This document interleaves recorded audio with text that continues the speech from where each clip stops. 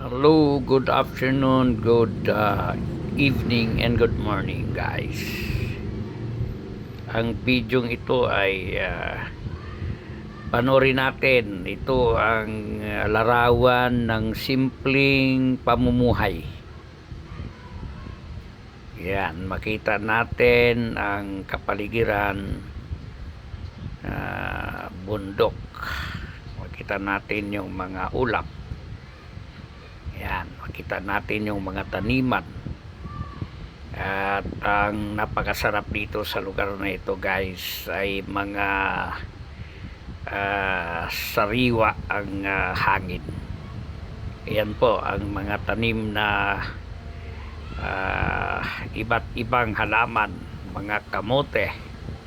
Yan, nag-harvest po sila, guys. So, napakasarap ng buhay, lalo na pag masipag ka. Yan, ang dakong ito ay mahirap kalimutan.